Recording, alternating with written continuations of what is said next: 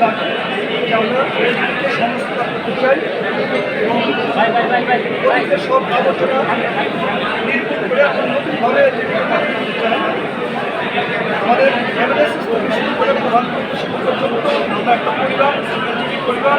আমরা এলজিডির মাধ্যমে আমাদের দেশের প্রায় 4 লক্ষ কিলোমিটার পাকা সড়কের দায়িত্ব নিয়ে নির্মাণ করছি।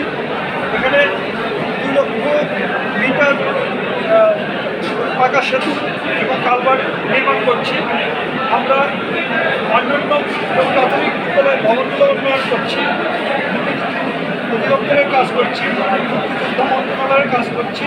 আমরা অন্যান্য যে বক্তব্য আছে যাদের ইঞ্জিনিয়ারিং সেল নাই তাদের সাপোর্টিং স্টাফ হিসেবে আমরা কাজ করছি, কসমেটিক সাপোর্ট করছি, টেকনিক্যাল জ্ঞান তাদেরকে আমরা পরামর্শ দিচ্ছি। আমরা উপজেলার সার্বিক উন্নয়ন স্থানীয় সরকার যে লোকাল যে সরকার যেটা আছে ইউনিয়ন পরিষদ এবং উপজেলা পরিষদ, জেলা পরিষদে আমরা আমাদের লক্ষ জনবল দিয়ে যে আমরা সাপোর্ট দিচ্ছি, বিরসভাবে কষ্ট করছে, কিন্তু আমাদের এখানে বৈষম্যের শিকার রয়েছে পর্যাপ্তভাবে। সেই বৈষম্যর শিকার থেকে আমরা আজকে উঠতে চাই। বৈষম্যের মধ্যে হচ্ছে আমাদের এত ম্যাসিভ পরিমাণ ডেভেলপমেন্ট কাজ করছি, জনগণের সেবা দিচ্ছি, আমরা আজ পর্যন্ত আমাদের এই ডিপার্টমেন্টকে ক্যাডার করতে পারিনি, ক্যাডার ডিপার্টমেন্ট করতে পারিনি। আমাদের প্রাণের দাবি, এখানে যারা আছে সবাই ছোট বড় সবার দাবি, প্রাণের দাবি। এদিকে ক্যাডার করার জন্য আমরা অনেক আগে থেকে দাবি করে আসতেছি। আজকে আমরা রাজপথে নেমেছি, আমরা এদিকে ক্যাডার কম করে ঘরে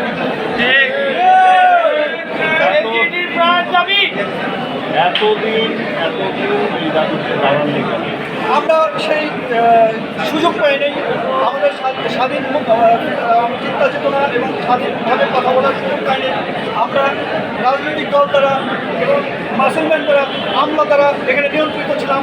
আমরা বারবার উপস্থাপন করেছি আমাদের কোনো কর্তৃপক্ষের মাধ্যমে, তারা আমাদের বারবার আশ্বস্ত করছে, কিন্তু এটা হয়নি। এখন বিশেষ শ্রেণীর আমলারা চায় না যে এলজিডি ক্যাডার হোক। এলজিডি ক্যাডার হলে এলজিডি অনেক সুযোগ সুবিধা পাবে আপনার রাষ্ট্র থেকে। সেটা আমাদের সংবিধানের মধ্যে রয়েছে, সার্ভিস স্কুলের মধ্যে রয়েছে যে এখানে কোনো ক্যাডার বৈষম্য থাকা উচিত নয়। জনপ্রশাসন মন্ত্রণালয়ের মাধ্যমে ইচ্ছাকৃতভাবে একটা বিশেষ মহলকে ক্ষমতায়ন করে তাদের মধ্যে বিশেষ করে প্রশাসন করা তাদেরকে ইচ্ছা মতো ঢেলে সাজিয়েছে।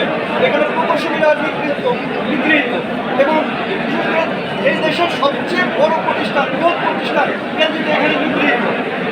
আমি একটু তুলনামূলকভাবে আপনাদের সামনে উল্লেখ করতে চাই কীভাবে আমরা নিগৃহীত হচ্ছি। সহকারী প্রকৌশলী হইতে সিনিয়র সহকারী প্রকৌশলী হইতে সর্বজনপথে লাগে 4 বছর, পাবলিক ওয়ার্কস ডিপার্টমেন্ট পিডব্লিউডিতে 4 বছর, আর এলজিডিতে লাগে 8 থেকে 12 বছর। সিনিয়র সহকারী প্রকৌশলী হইতে নির্বাহী প্রকৌশলী হইতে সর্বজনপথে লাগে 7 থেকে 8 বছর টোটাল। পাবলিক ওয়ার্কস ডিপার্টমেন্টে লাগে 7 থেকে 8 বছর, আর আমাদের এলজিডি থাকে 20 থেকে 25 বছর। নির্বাহী প্রকৌশলী হইতে তত্ত্বাবধায়ক প্রকৌশলী পদায়ন হইতে সর্বমোট 16 থেকে 20 বছর লাগে সর্বজনপথে। পাবলিক ওয়ার্কস ডিপার্টমেন্টে 16 থেকে 20 বছর, আমাদের লাগে 25 থেকে 30 বছর। তত্ত্বাবধায়ক প্রকৌশলী পদে 25 থেকে 30 বছর সর্বজনপথে। পাবলিক ওয়ার্কস ডিপার্টমেন্টে 25 থেকে 30 বছর, এলজিডিতে লাগে 30 থেকে 35 বছর।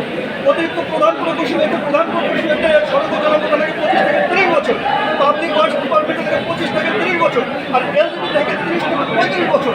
আর বেতন বৈষম্য রয়েছে, তাদের শুধু প্রমোশন রয়েছে, আমাদের প্রমোশন সব ব্লক হয়ে আছে। আমরা প্রমোশন দিতে পারতেছি না, আমাদের শূন্য পদে পদায়ন করতে পারছি না। আমরা যখন প্রশাসনে আমাদের পদোন্নতির জন্য পাঠাই, সে ভাই কোনোভাবে আমলা কর্তৃক জটিলতার মাধ্যমে বারবার ফেরত পাঠায়, তোয়ারি পাঠায় ইত্যাদিভাবে নানাবিধভাবে প্রবলেম তৈরি করে। এখানে রাজনীতি